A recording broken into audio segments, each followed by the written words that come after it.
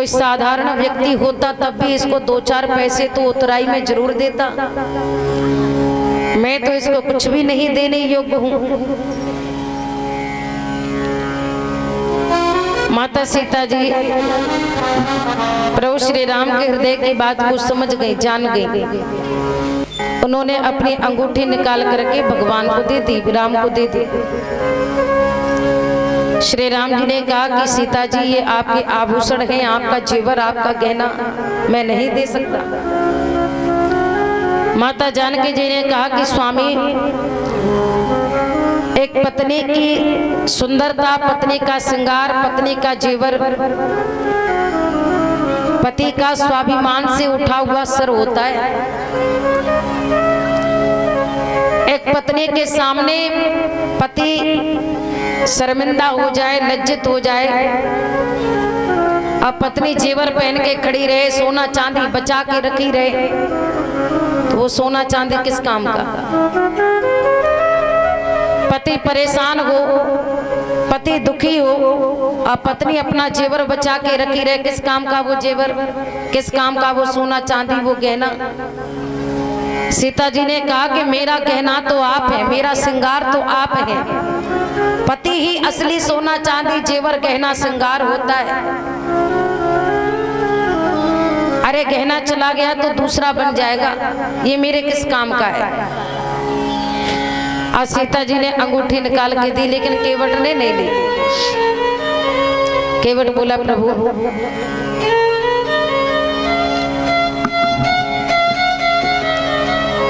अरे हम भीलों से तो कोई बात भी नहीं करता था, हम भीलों को कोई स्वीकार नहीं करता था। लोग कहते हैं कि एक गंगा जल की बूंद मरते वक्त इसके मुख में डाल दो तो मुक्ति मिल जाएगी, पाप धुल जाएंगे। एक बार जो गंगा जी में डुबकी लगा आता है, कहते पाप धुल गए। और हम तो 24 घंटे गंगा जी में रहते थे, फिर भी हमारे पाप नहीं कटे।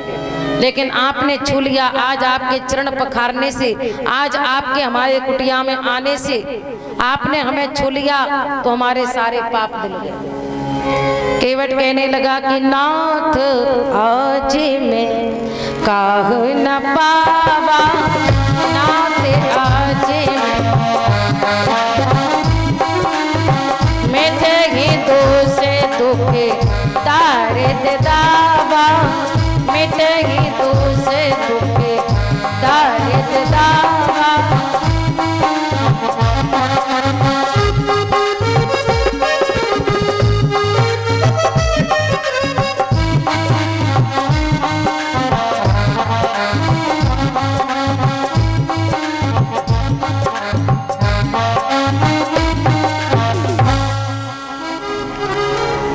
केवट ने कहा कि प्रभु मेरे पूर्वजों का उद्धार हो गया, मेरी नौका में आप बैठ गए, मेरी 7 पीढ़ियों का उद्धार हो गया, मेरी 7 पीढ़ियां तर गई, और मुझे क्या चाहिए?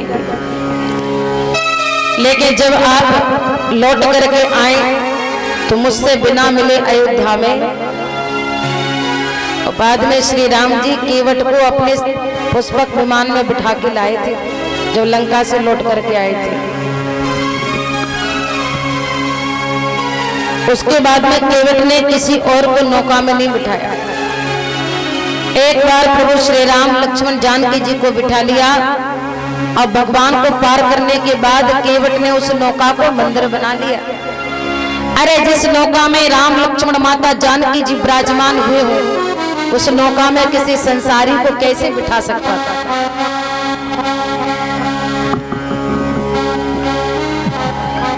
उसके बाद में केवट ने उस नौका की पूजा मंदिर बना के पूजने लगा।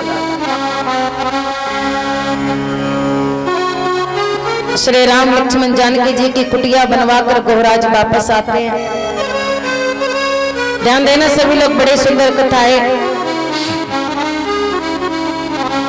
यदि राम वनवास नहीं होता तो क्या राम जी को कोई परमात्मा स्वीकार करता?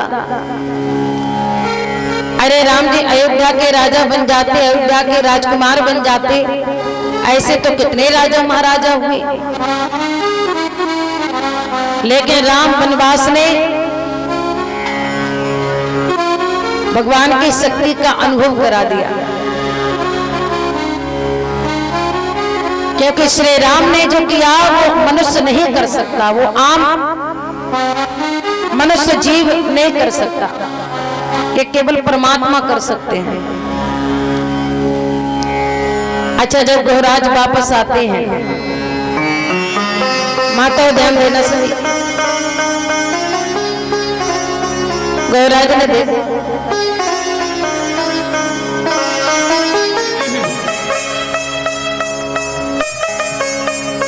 एक बार सभी लोग दोनों हाथ उठा कर कहे जय श्री राम। राम लक्ष्मण माता सीता जी चले गए वन की तरफ। गौराज लौट करके आते हैं। गौराज ने देखा कि सुमंत जी अभी तक सुरमेरपुर में खड़े हुए हैं। अच्छा, राजा दशरथ जी ने सुमंत जी को एक रथ दिया और कहा कि हे सुमंत, हे मंत्री सुमंत, हे मित्र सुमंत, मेरे राम और लक्ष्मण बेटी सीता को लेकर के जाओ, रथ में बिठा के बस 2-4 दिन घुमा करके वापस ले आना। नदी तालाब जंगल वन घुमा करके 4-5 दिन बाद वापस लौटा के ले आना, छोड़ के मत आना। इस रथ में बिठा के ले जाओ और घुमा के वापस ले आना। सुमंत जी ने बड़ी कोशिश की कि राम जी वापस लौट चले। राम जी नहीं तो बेटी सीता तुम ही चलो। सीता जी ने कहा नहीं, पत्नी पति की परछाई होती है और एक पतिव्रता पत्नी की तो तब परीक्षा होती है जब पति के दुख में कदम से कदम मिला के पीछे चलती है। सुख में तो दुनिया साथ होती है, अपना तो वो होता है जो दुख में साथ चले। लक्ष्मण भैया तुम ही चलो। लक्ष्मण जी बोले नहीं, आप जाइए। राम जी ने कहा काका सुमंत, हे मंत्री सुमंत जी आप जाइए, मेरे पिताजी को आपकी आवश्यकता पड़ेगी। आपके जैसे मंत्री को राज्य में होना चाहिए, अयोध्या में होना चाहिए। भरत भी नहीं है, अब पिताजी को केवल आप ही संभाल सकते हैं। काका जी आप वापस अयोध्या चले जाइए, मैं 14 वर्ष बाद ही लौट के आऊंगा। अब राम जी तो कब के चले गए और गौराज राम जी को कुटिया बनवा के भी आ गए, लेकिन सुमंत जी तो अभी तक वहीं पर खड़े हुए हैं। सुमंत जी का रथ खड़ा हुआ है और रथ के पहिए से सर लगा करके सुमंत जी हिलकियों से रो रहे हैं। रथ पे सर रख के सुमंत जी हिलकियों से रो रहे हैं। गौराज ने कहा अरे मंत्री सुमंत जी आप अभी तक अयोध्या नहीं गए। सुमंत जी ने कहा हे गौराज, यदि आपने अयोध्या की दशा देखी होती, अयोध्या की स्थिति देखी होती, महाराज दशरथ को इसी आस में जिंदा होंगे कि सुमंत मेरे राम को लौटा के लाएगा। अब मैं बिना राम के अयोध्या में कैसे जाऊं? मैं किस किस को जवाब दूंगा, किस किस के प्रश्नों का उत्तर दूंगा? महारानी कौशल्या, महारानी सुमित्रा, महाराज दशरथ, सारे अयोध्या के लोग दृष्टि लगा करके बस मेरे रथ आने की प्रतीक्षा कर रहे होंगे कि सुमंत जी आएंगे और तीनों को लौटा करके लाएंगे। और मैं राम के बिना ये खाली रथ लेके अयोध्या में कैसे जाऊं? मैं क्या जवाब दूं अपने महाराज को, क्या उत्तर दूं मैं अपने मित्र महाराज दशरथ को? गौराज ने कहा कि यदि ऐसी विषम परिस्थिति है तब तो आपको शीघ्र जाना चाहिए। आपके जैसे योग ज्ञानवान मंत्री को ऐसी विषम परिस्थिति में अपने राज्य में होना चाहिए, राजा के पास होना चाहिए। और जब सुमंत जी रथ को बढ़ाने लगे ना, ध्यान देना सभी माता, जब सुमंत जी ने रथ बढ़ाया तो वो घोड़े पीछे की तरफ भागने लगे। महाराज सुमंत जी रथ को आगे बढ़ाते हैं, लेकिन जो रथ में घोड़े लगे हुए थे ना, वो पीछे की तरफ उन्हें ना के पीछे की तरफ भागते हैं, पीछे की तरफ लौटते हैं, पीछे की तरफ जाते हैं। मानो जैसे वो घोड़े कहना चाहते हो अरे सुमंत जी हे मंत्री सुमंत, हमें उस अयोध्या के अंदर मत ले जाओ, हमें उस अयोध्या की तरफ मत ले जाओ जिस अयोध्या ने हमारे राम को निकाल दिया। अरे जिस अयोध्या से हमारे राम निकल गए हो, ऐसी अयोध्या में जाके क्या करेंगे? अयोध्या तब तक अयोध्या थी जब तक राम थे, और जब राम ही ना रहे तो अयोध्या में हमारा क्या काम है? अरे सुमंत, हमें अयोध्या नहीं, हमें तो वन की तरफ ले चलो, उस तरफ ले चलो जिस तरफ हमारे राम गए। हमें इस अयोध्या में नहीं जाना जिसने हमारे राम को निकाल दिया हो, हमें तो वन में जाना है। जिस तरफ राम गए हैं उस तरफ ले चलो। और वो घोड़े बार बार उसी तरफ जाते हैं।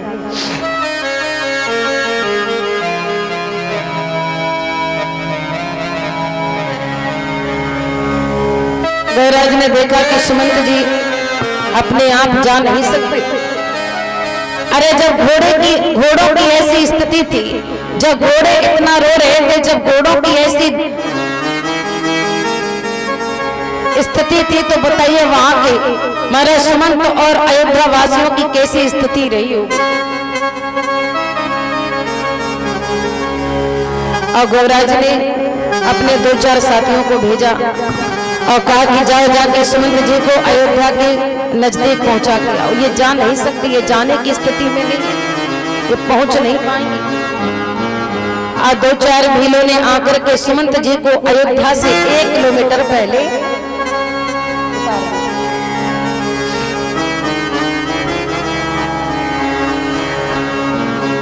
बोलो जय श्री राम।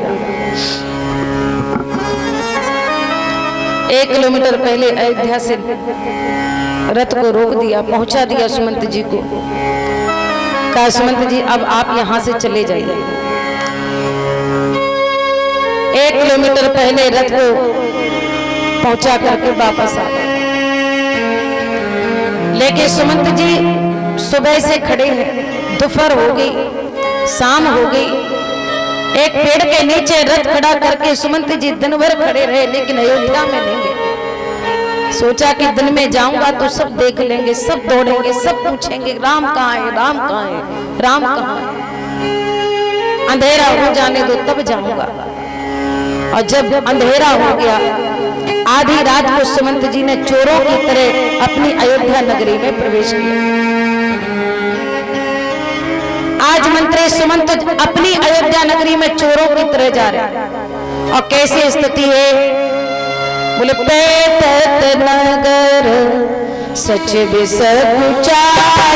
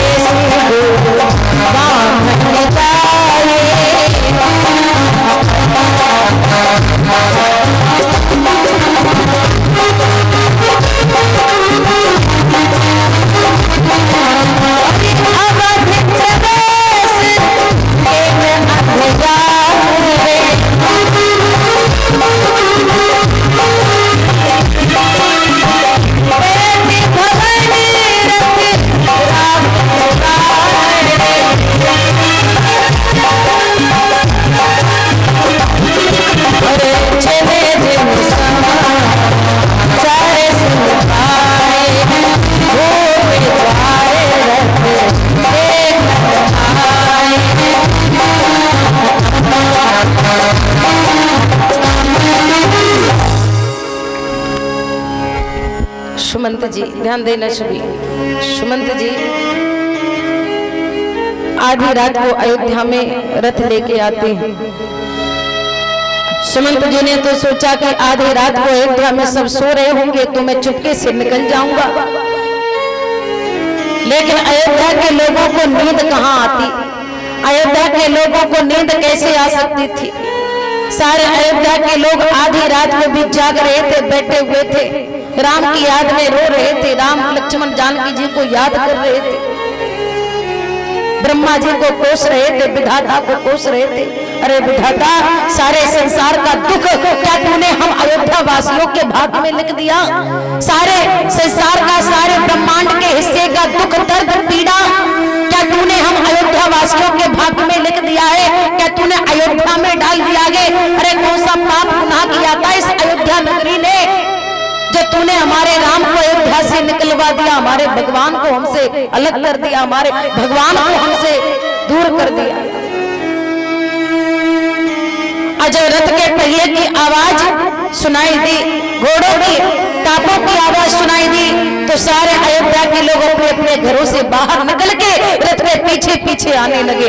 आगे आगे सुमंत जी का रथ गए और आधी रात को रथ के पीछे पीछे नर नारी बच्चे बूढ़े सब अयोध्या के लोग रथ के पीछे पीछे आ रहे हैं और सोच रहे हैं कि राम लौट के आ गए। राम नहीं आए होंगे तो लक्ष्मण आए होंगे, लक्ष्मण नहीं आए होंगे तो सीता जी आई होंगी, लेकिन कोई रथ का पर्दा नहीं हटाता, बस रथ के पीछे पीछे आ गए। गोस्वामी जी कहते क्या रथ पहचान बिकले लखी गोरे अगर रहे गात जिनी आत पे। सुमंत जी ने देखा कि अयोध्या के लोग वो ऐसे रथ को देख रहे हैं जैसे कोई 10-20 दिन का प्यासा पानी को देखता हो, जैसे पानी से अलग होकर मछली तड़पती है, मानो जैसे राम के जाने से सारे अयोध्या के लोग तड़प रहे, जैसे पानी से अलग होकर मछली जल को तड़पती है, ऐसे राम से अलग होकर अयोध्या के लोग राम के लिए तड़प रहे। गोस्वामी जी लिखते हैं क्या नगर नार नर व्याकुल कैसे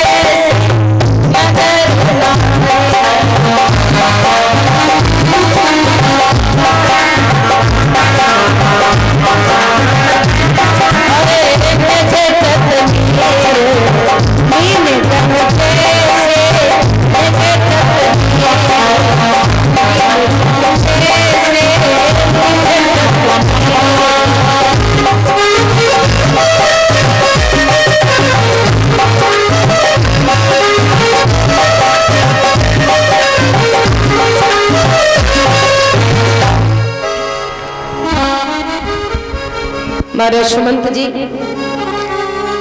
माता कौशल्या के महल के आगे रथ रोक देते हैं। और जैसे माता कौशल्या जी को पता चलता है, माता ध्यान देना सभी बोलो जय श्री राम, सबको पता चलता है, महल में पता चलता है कि सुमंत जी आ गए हैं, रथ लेके आ गए हैं, मंत्री सुमंत आ गए हैं।